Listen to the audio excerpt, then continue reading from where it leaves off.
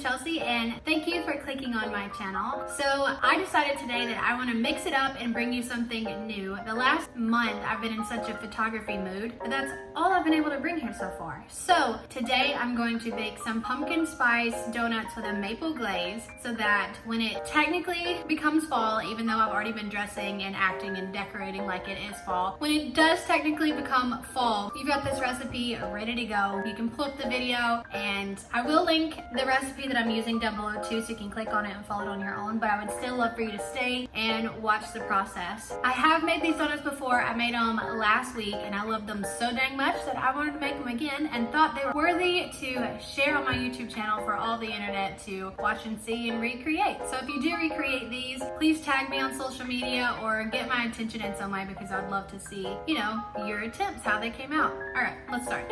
Okay, hi, welcome to this weird angle. So I'm gonna go ahead and get the ingredients together, and this one I think technically is a gluten-free vegan type of donut, which I didn't really realize until I started doing it, which is pretty dang cool. It wasn't my intent, but I do like to eat a lot of things that are gluten-free or vegan or dairy-free in general. So if that is something that's important to you, then this is the perfect recipe for you. Let's get everything together. Powder.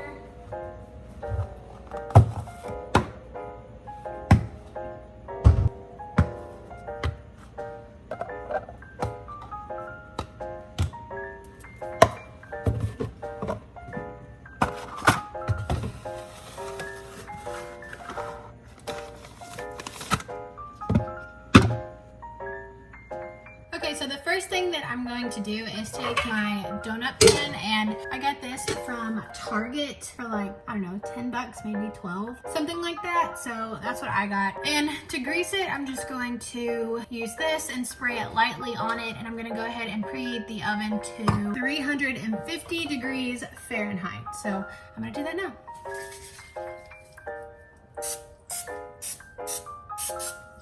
Okay, so the 3 tablespoons of butter that I need it melted. So that's in the microwave now. So I'm gonna go ahead and mix together all of my wet ingredients.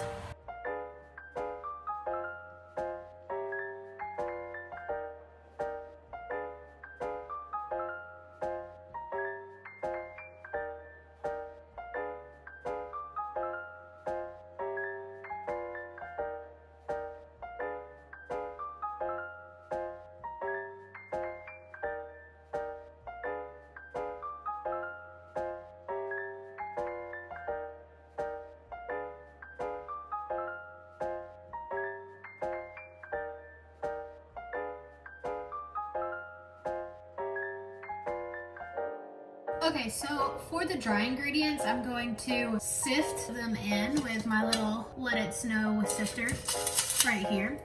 So I'm gonna go ahead and scoop out 1.5 cups of gluten-free flour and sift in the rest of the stuff.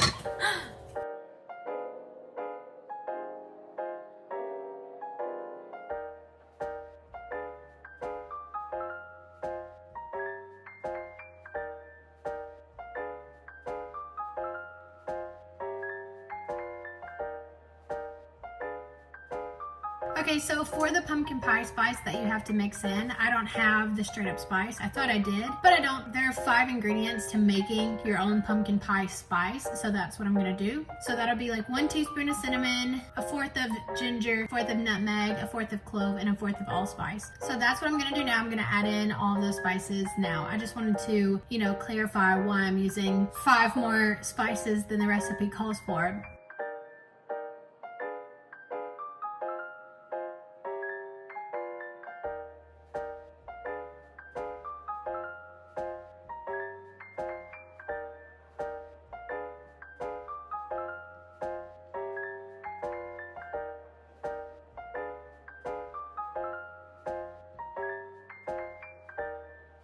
Okay, so, wow, that smells so good. So now I'm just going to whisk together those dry ingredients in this.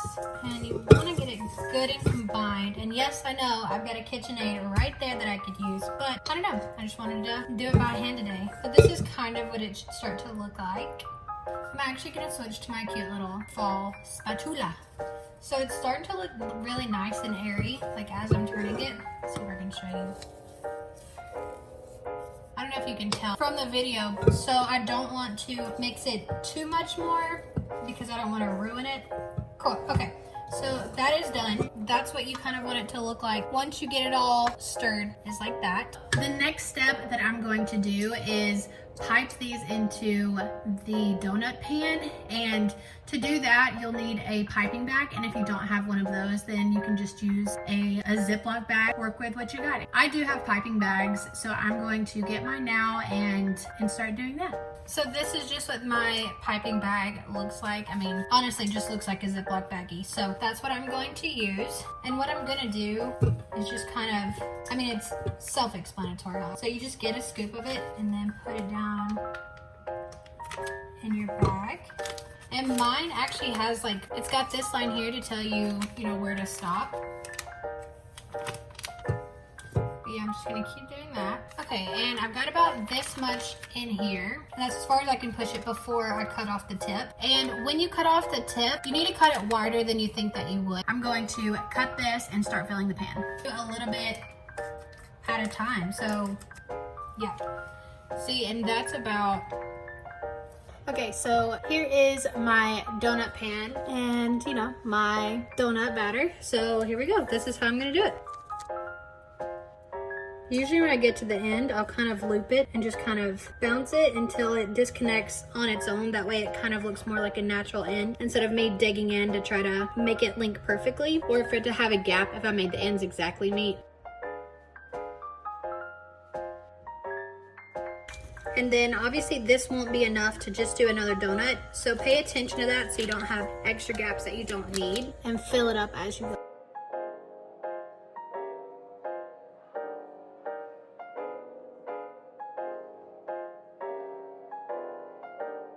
And then voila, there you have it, your 6 donuts.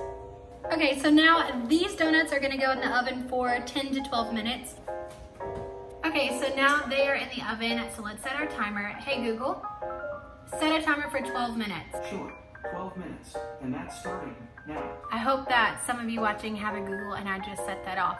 All right, so now while that is in the oven, I'm gonna go ahead and make the glaze. I misspoke earlier when I said you would only need 2 ingredients. You'll also obviously need cinnamon and then a little bit of milk. Milk is gonna help with the glaze, give it the consistency that you want where it's more drippy instead of something solid. So you do wanna use milk.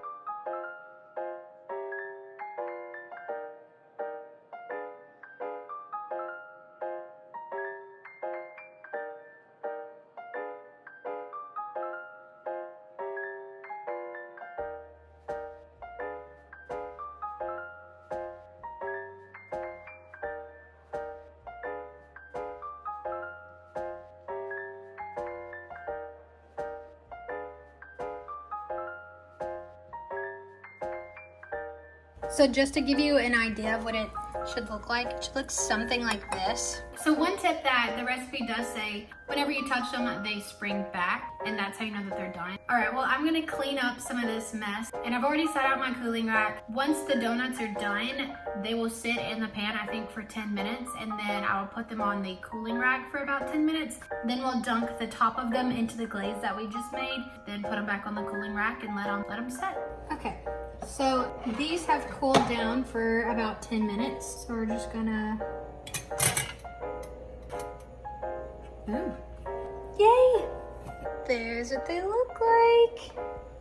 Now we wait for them to cool another 10 minutes and then we will glaze them. Okay, so we're almost completely done with these donuts. We are at the very final step, and that is dunking the tops in the icing and then just giving them, a couple minutes to set, and then they're ready to eat. I'm gonna go ahead and do that now. But this is how I do it. So you've got your darker side and your lighter side, but I usually do this side as the bottom because I like that golden tone. The lighter side is the one that I'm gonna glaze. What you'll do is you'll dunk it down in there, and I'll kind of turn it, and then I'll just kind of roll it around on its edges. The important thing to remember when doing this is you need to let all of that excess icing drip off. Like what's left of that glaze, like all of that you can tell. If it's runny, it needs to run off. This is what it'll look like after. Yum. Then I just put it back on my little cooling rack. And I put a little glass cutting board underneath too. That way you can catch any extra drizzle that comes off of it. But yeah, this is what I do.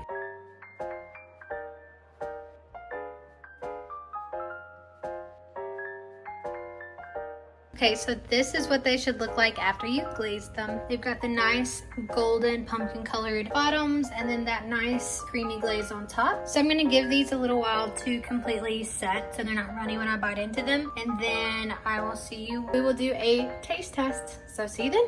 Okay, so these donuts have sat probably for like 30 minutes. They don't have to sit that long. That's just what I did because I started going ahead and editing this video. But now we're going to do the taste test.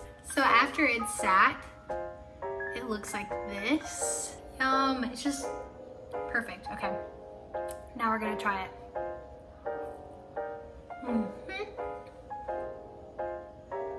It's so fluffy, it's so yummy. It tastes exactly like fall in a little donut.